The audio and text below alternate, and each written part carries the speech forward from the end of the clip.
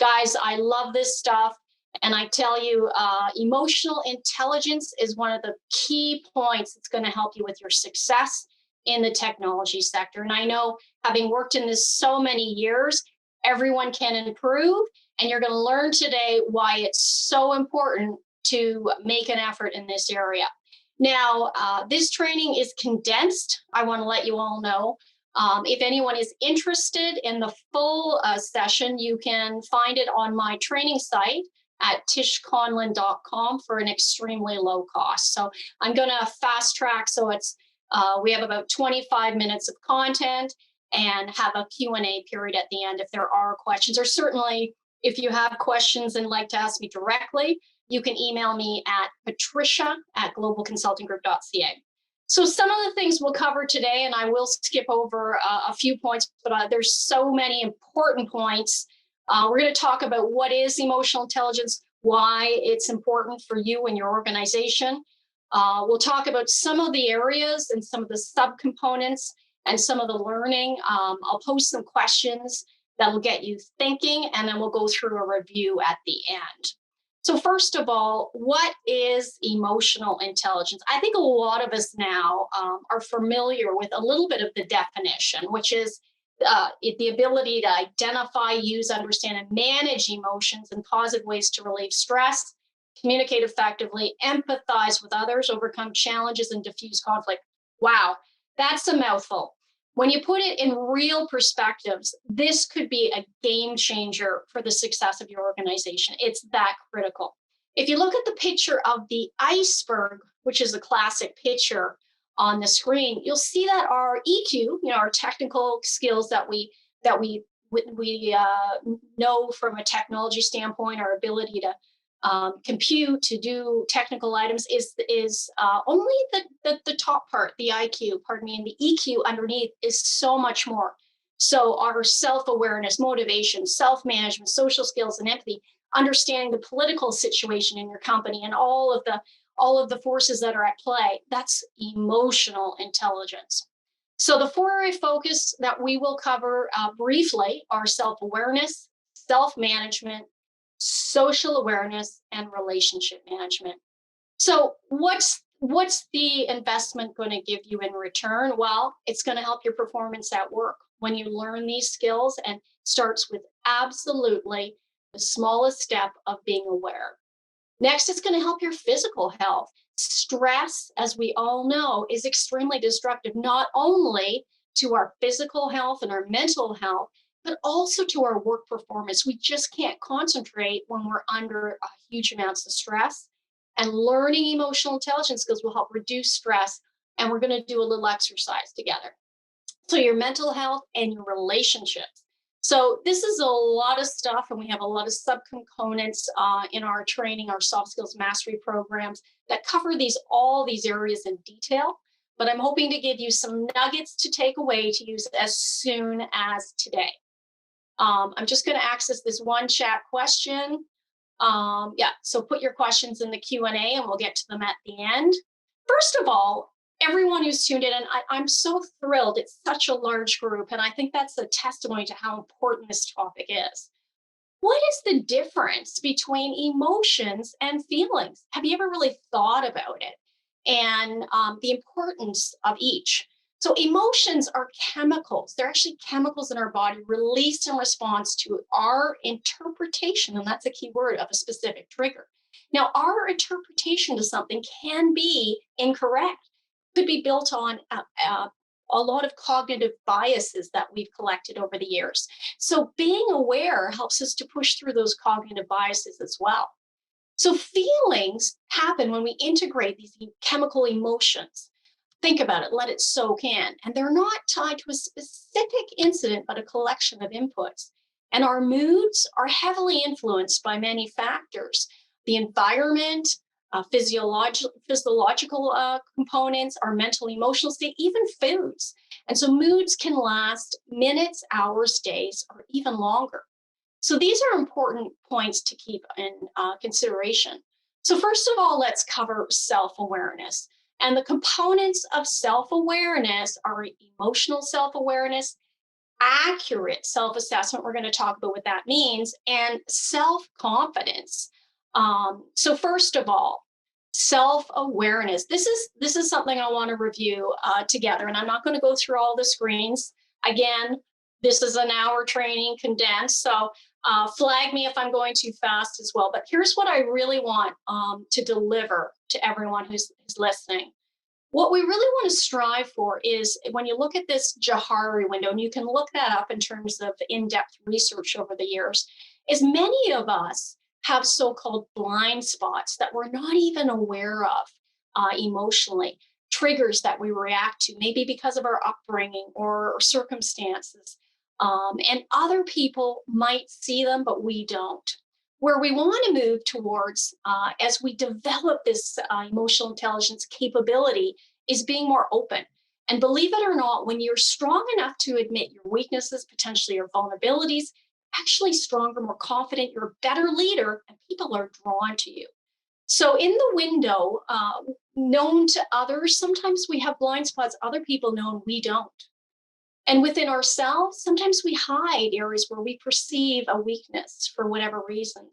And sometimes we do not even know areas emotionally that are impacting our work. Here's an example. So I drive home the point here. And we have done years and years of executive level coaching within a company. There was a gentleman, I won't say his name, but he was very competent, high IQ, great technical skills, but was debilitated by self doubt. Growing up, he always received A's or A pluses, but his parents never appreciated or complimented him. They always thought by pushing him, he'll do better. They never said, great job. They always said, you could do better, you could do better. In his own mind, he developed a complex that he's not good enough. And this played out in his corporate career where he was afraid to take risks. He doubted his performance and work. And that was a blind spot that only became aware to him through coaching. He started to become aware of that spot. He started to look outside and talk to people about it, and started to get the courage within himself to have more self-confidence and huge differences in his performance. Eventually, over time, if he made a mistake, he didn't take it so personally. He was able to do higher quality work, was a better teammate by uncovering that blind spot. So that's what I mean on that point. When you look at this diagram here on the left, so emotional awareness is actually your ability to understand your own emotions, which we all have. And by the way, who would want to live in a world where you only had one emotion? The range of emotions we're allowed to experience is part of the human experience. So no emotion is in itself bad. When we're feeling negative emotions, they might be a trigger, a clue, or a message that we're sending ourselves. So stay aware of them, but don't get so judgmental with yourself. Realize that these negative emotions can be guides, but you want to work your way out of them so you're not in a lasting mood that's going to debilitate your performance. So accurate self-assessment is where you understand your strengths and weaknesses, and you're okay with that.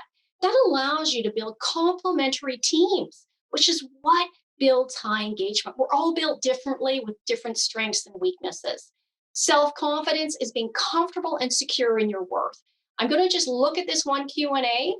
Oh, this person doesn't see the difference between blind and unknown. I'm going to clarify this again. Thank you for asking.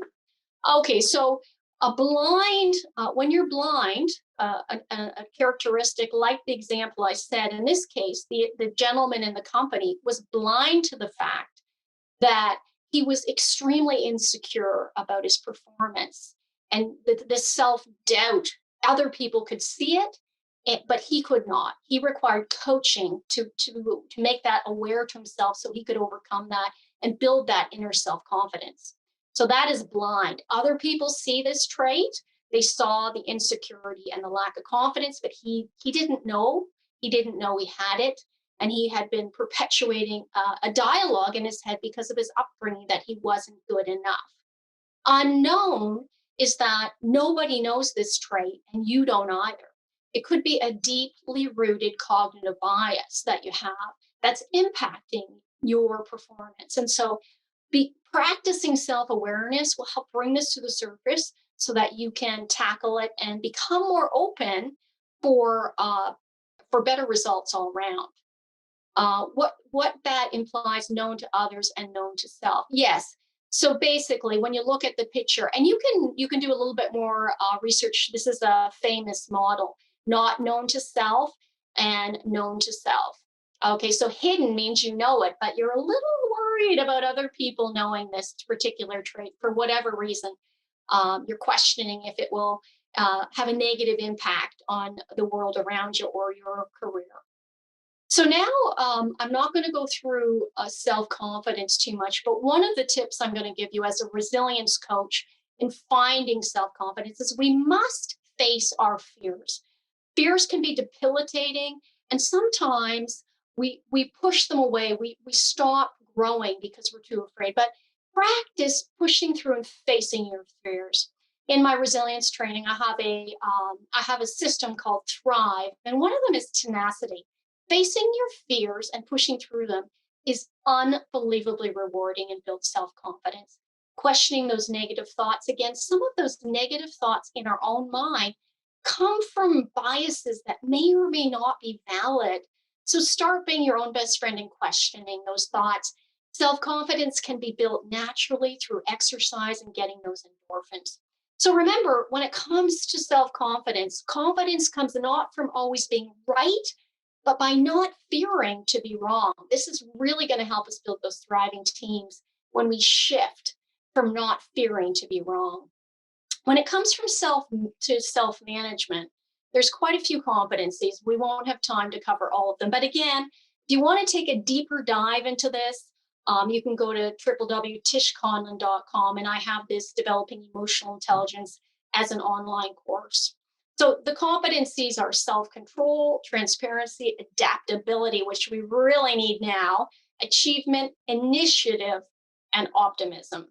So, first of all, I want to make you aware of something so amazing is that our emotional responses are faster than our cognitive ones. Have you ever noticed you've been triggered maybe by one of your teenagers who's up late gaming again, or by that really demanding coworker who's almost outright rude?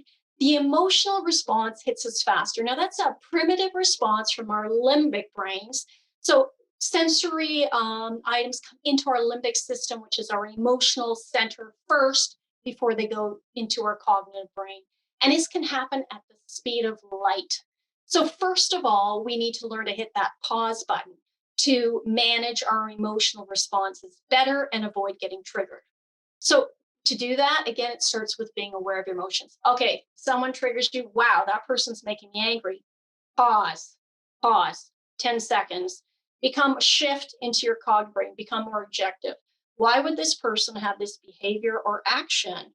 How can I best respond to this event to create a positive outcome?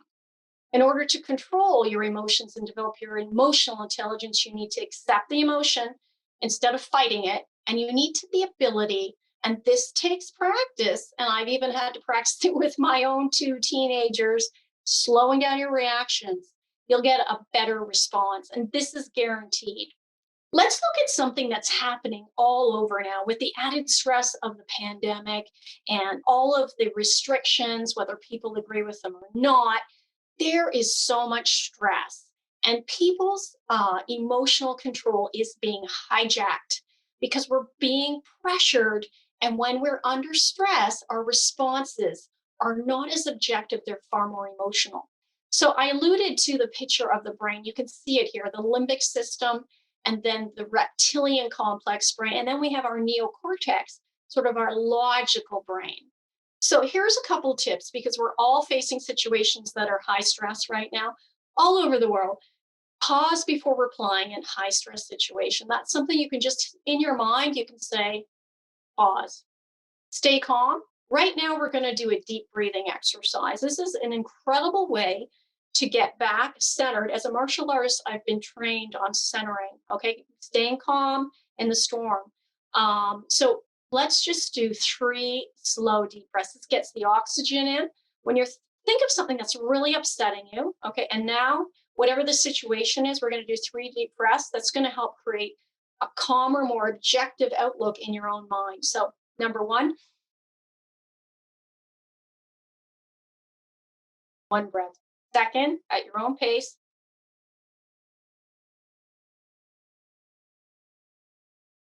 Number three, all while thinking about that challenge, you're getting more oxygen into your brain. In fact, people are becoming more aware of breathing in more oxygen. Even the Wim Hof method gets that, clears out the clutter from your mind, helps you get better solutions. So think about the why objectively. Why would the person do that? Is there a political reason? Is it negative? Is there something information I don't have? Get curious. And remember, you are in control. When it comes to talking to someone who you disagree with, or someone whose behavior is unacceptable for any reason, or instead of labeling them and judging them, you did this or you're out of control, use the I feel strategy. I feel frustrated when you behave like that. I feel some anger when you behave like that because this has an impact on so and so. So use the I feel word instead of attacking the other individual. It'll help to resolve and de escalate the situation. So remember, you have power over your mind, not outside events. This is a valuable quote for the times we live in today. Realize this and you'll find strength. That's from a famous book, Meditations, one of the famous Stoics, Marcus Aurelius. So here's an actual technique to shift your perspective to solve problems within your, not just within your work, but your family and your community, even the world at large. So first of all, there's an activating event. So let's say, for example, there's two individuals in a workplace relying on each other for a project. One of them all of a sudden is getting so frustrated with the other because she's not delivering her part of the project on time. It's been happening for a few weeks now. And he's getting angry, justifiably angry. He's starting to wonder if she's even competent. So the belief he has developed, B, is that she can't do the job. Maybe he'll complain to his boss. Maybe he'll start calling her names. Maybe he'll confront her and start yelling at her. This is something that has played out how many times? Too many to even say. The consequences of him overreacting like this, blaming her, calling her out, is a further rupture in the relationship and maybe a complete breakdown on her part. So in order to change this dynamic, you need to have a disrupting thought. This individual, before he goes on the attack, before he complains about her, tries to get her fired or yells at her, he has to have that pause button. The disrupting thought is, I wonder what's happening on her side. Let's take a moment to get more information. That in itself, as simple as it sounds, is a disrupting thought. And if he does that, presses the pause button, he's going to have a far more effective solution. Here's what he's going to do instead. And this could play out in any conflict situation. He politely requests a meeting with the woman he's working with. From his perspective, he says, let's call her Anne. Anne, I'm feeling very frustrated. Again, using the I feel words. I'm feeling very frustrated about our efforts to work together as a team. And it seems like we're falling behind. Specific examples is good. Here's 3 examples of the work that needs to get done that I have not yet received from you. I'd like to have a discussion how we can improve our collective performance, or also if there's anything going on in your side I should be aware of. And again, you could even include empathy, which we'll talk about. And I know that you've been very effective in the past, and I'm wondering if there's any way I could support you through this period so we can have a better collective output. Bang. Oh, can you see the difference? And now breaks down and says, I'm so sorry that I've been late. My husband was let go from his work. It's very stressful. My kids are home and I've gotten a bit behind. I really appreciate your kindness in this matter. And I will promise you that next week I'll be catching up. Now there's a shared feeling, there's empathy. The relationship is actually deepened. The trust has been built. He actually offers to help her a few times because he's a bit more time on his hands. Over the next few weeks, they collectively catch up. She never misses a deadline again. Look at the difference in the 2 outcomes. This is a dramatic example that actually has played out in real life. So shift your perspective. How can you shift your perspective in a world that's becoming increasingly polarized? Well, number one, so much of the mainstream media is actually positioning information that may not even be true, people are saying now. Look for different sources of information. Call out someone and talk to them who has a completely different viewpoint. As individuals who all have so much in common, talk to people about different points of view. Make sure you include humor to lighten it. Agree to disagree and come in from the standpoint of being curious, just listening to what other people say. And I think that you can find that you can start to build real relationships built on mutual respect that way. Spend time with people who have different points of view. I make it a point to follow news on all sides, all different independent resources, places, as well as mainstream, because they're very different, and you'll find you learn so much more, and your whole ability to handle different situations is improved. So, and also make learning and expanding your horizons a very important skill set, because adaptability is so important. I'm not going to cover achievement because we just don't have time. But of course, there are some good things to say about always trying to improve. When it comes to optimism, here's a question for everybody. Who do you know who can overcome challenges without letting them affect them? Do you know someone who can get tons of criticism and they just keep going on because they have a mission, they have a belief, they have values? And also ask yourself, when do you feel optimistic and when do you feel pessimistic? When you're feeling both emotion, question, what is it that makes you feel that way? Because this is, again, we want to raise our self-awareness. This is going to help us become more in tune with ourselves. And when we're more in tune with ourselves, we'll be more in tune with the world around us. We'll be able to navigate more successfully through the choppy waters, understand the political issues going on, and whether someone has your best interests in mind or not. Also give us the strength to stand up and oppose ideas that could be harmful to ourselves, our teams, or our companies. Reaching out, this is a question, reaching out to someone to understand their point of view used to be so much easier when you could casually catch someone whole. Absolutely. Remote work creates that challenges. Yes, a scheduled meeting is so much more formal, brings certain baggage. Thoughts about an approach to the outreach remotely? Yes, I do have some thoughts on this. And it's so important. I think each manager needs to take time now for this so-called, touchy-feely stuff. When you're having a remote meeting, take a moment to touch base with everyone. Just how are you doing? Lighten the mood because there is so much stress. And also, I am counseling, and we're doing a lot of amazing work because there's so much conflict being created just by the lack of communication. Make sure, if you're a manager, that you're touching base with your team one-on-one. That way, they might feel more comfortable expressing any concerns. You can talk about, anything that's going wrong. When it comes to meetings, here's a tip for everyone to take away. Encourage different points of view. Say it right up front. The best way for us to be an innovative team is to have different points of view. I'm encouraging. Challenge me. Make yourself open to challenges. I'm not always right. This is again that confidence component. Say, I love a different idea. Let's get a different perspective. Let's start finding different ways we can tackle this problem together. This one that's being presented may not be the right one. Let's start having a debate about it and put some parameters around that so there's always respect within the team. But definitely, this is one of the main things that's being done and actually being often encouraged by media. And we have to, as citizens, stop it, is this polarization of views and misinformation as well. So take time to be curious, to be non-judgmental, and to listen to someone's point of view. And then make sure that they also listen to you. So listening skills are critical.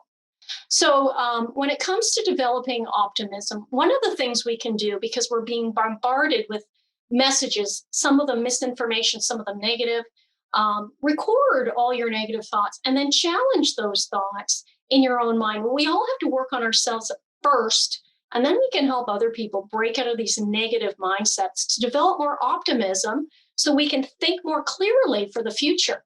When we're in a negative stress response, we actually don't make our best decisions. So shifting into the optimism doesn't mean that you're Pollyanna. It means you're aware of the reality of the situation, even if it is difficult, but you're taking even baby steps to improve the situation. Here's an example. In all resilience training, even in times of war, in concentration camps or prisons, prisoners of war who just blindly thought we're going to get saved, they did not fare well. Others who got paralyzed, they did not fare well. But the prisoners who realized the reality of the situation, this is grim, people might not come to get us for a while, they put in place advanced communication systems. They knew they'd get so lonely if they didn't communicate. They found ways to get extra food. So that is actually an optimistic response. They wanted to do well. They improved each day based on the reality of the situation. So the happiness of your life depends on the quality of your thoughts. That's a quote by Marcus Aurelius again. And this is a great time to read Meditations, which is an amazing book. Here's my first question to this group, and I'll check my clock. How self-aware are you? Are you aware of your emotions and able to express them appropriately? So think of a situation as well, and you can write this down, where you felt strong emotions. What triggered the emotions is a really good exercise. And how did it affect your response to the situation? If you overreacted, and believe me, we all have overreacted, so don't judge yourself too harshly.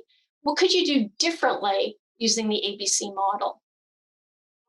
Someone has asked, when having discussions with two polarized points of view, how do I know if I'm the one who's polarized or if it's the other one?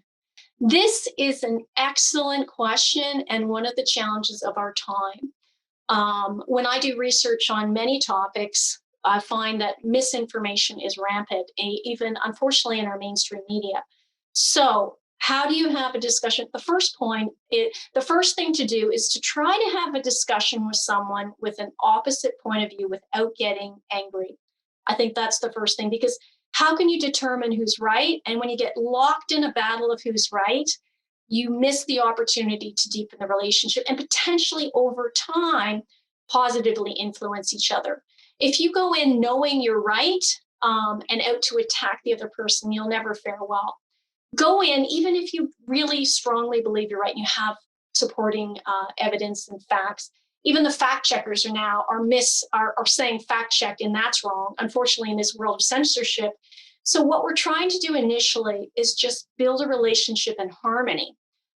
You don't have to agree, and you want to share more information. And maybe over time, as you build some sort of working, harmony, you'll be able to influence each other for a better outcome, because both the polarized views, neither are correct, and both can be very harmful to organizations. So build bridges through empathy. And empathy means that you're connecting with the other person and listening.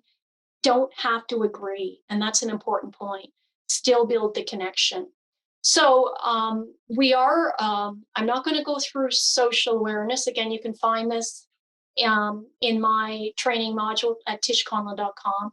But I just want to make you aware of how important empathy is and how you can do it. This is to answer that other question, because polarization around the world is pushing us apart as humanity, and we need to reach out to each other in order to solve some of the bigger problems and move forward out of this pandemic to get back to being together, building our relationships. So one way the difference between sympathy and empathy.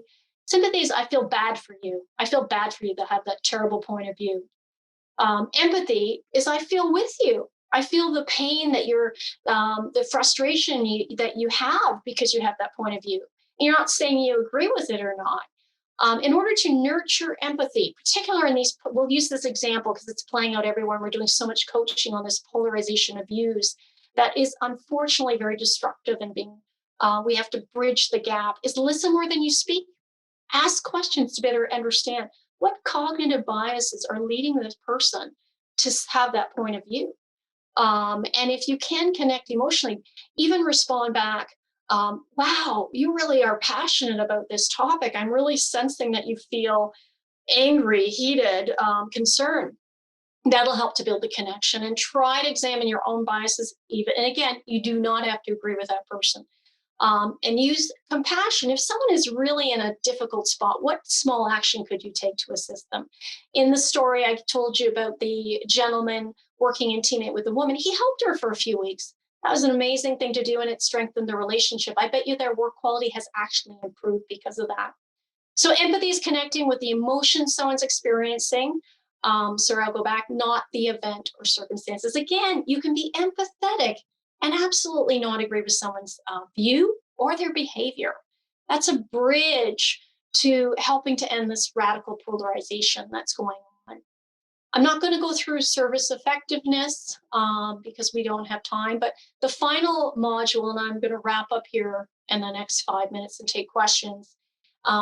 Relationship management is so vital. So inspiration, influence, developing others, being a change catalyst for the better. So sometimes when everyone's marching toward, the sheep are marching towards the cliff, you have to be that person who says, whoa, I don't think we're going in the right direction. And a lot of the policies, people are starting to do that with some of the policies to date. And they have a good reason to do that. And it's important to be a change catalyst, to not be afraid to stand up for what's right, and to work in conflict management. We have to address conflicts and promote teamwork. So I want to ask the inspiration part. We'll talk about that potentially in another training module. Question here, isn't the whole cancel culture actually counterproductive to what was just? Yes, absolutely. How can you empathize with someone's view, then attempt to Absolutely. I agree wholeheartedly on this. This cancel culture is counterproductive, and it's not part of our democratic values. We need to be able to listen to someone's point of view, even if we don't agree. Eventually, the next step is to be able to agree to disagree civilly without unfriending or canceling people, because I think there's valid points and areas of common interest on many of these sides. And we've worked with polarized groups in the past to build, hey, we actually have this in common. So instead of focusing on the difference, focus on the common areas. That is a good starting point. And I'm not going to cover collaboration. When it comes to criticism, I will make a point on this. Again, this whole training is available for very low cost. I'm not sure if it's $30 or some 34 on tishconlin.com. I'm doing this as part of my work within the technology sector.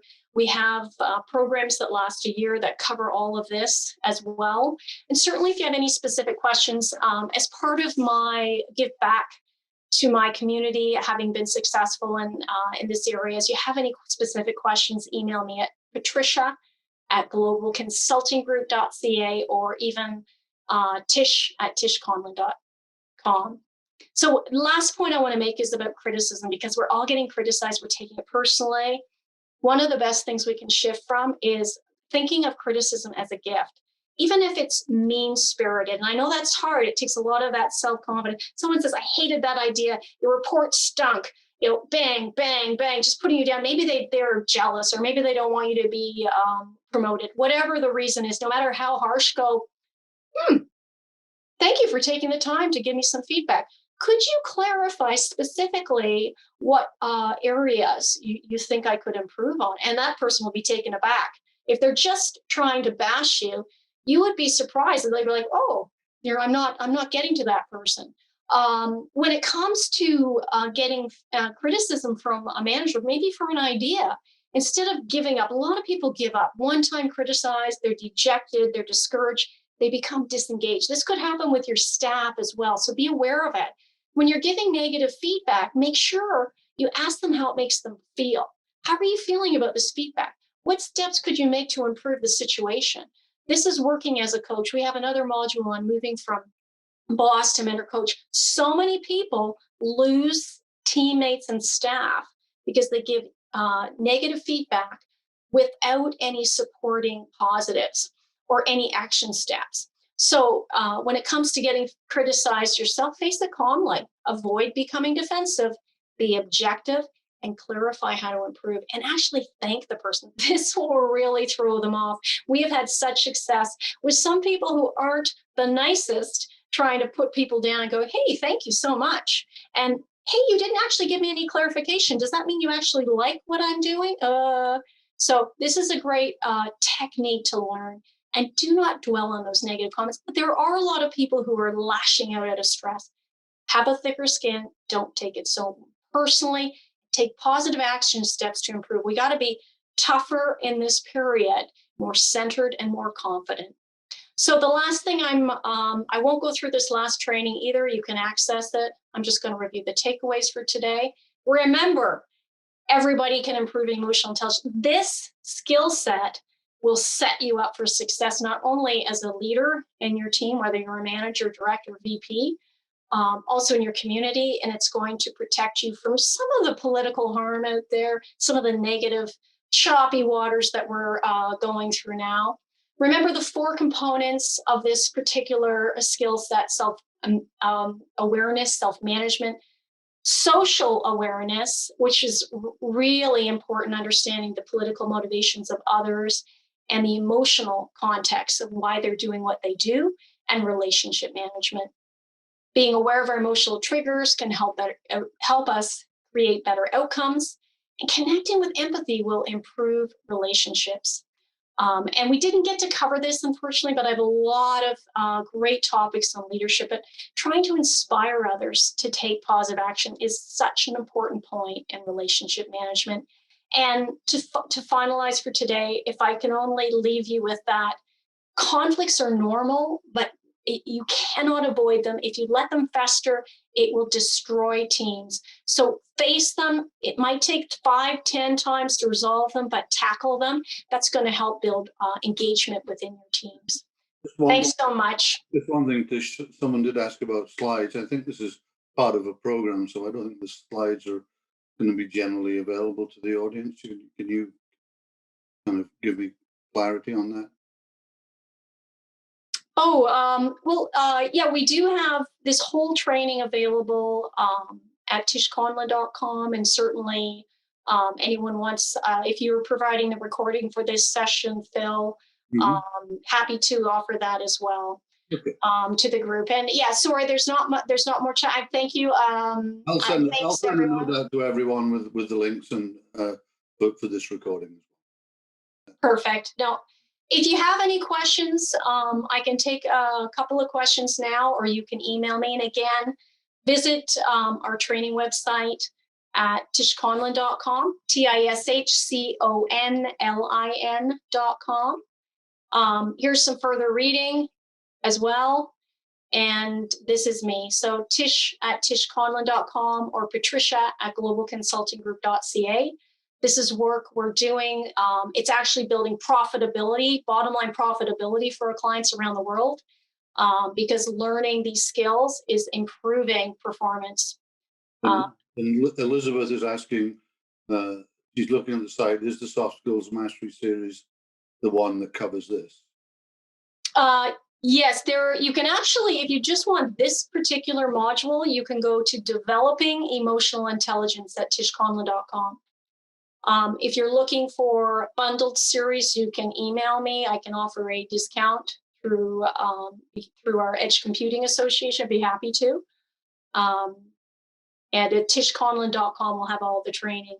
We do have bundled, I think, session. I'm not sure if this one is which session this is, but it is Soft Skills Mastery.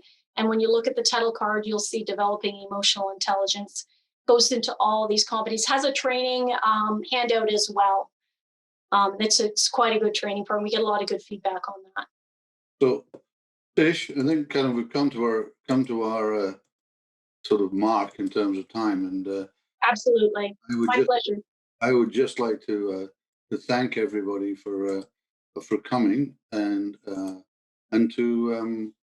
to thank you for giving everyone a quick overview, a cut down one, and thanks for coming out to everybody. It was a great crowd and a good, lots of questions. So I loved it. Okay. Thank you so much, everyone. Have a wonderful day. Please reach out if you have any questions. I'd be happy to respond to them individually. My pleasure. All the best. Thank you. Okay, everybody. Bye-bye.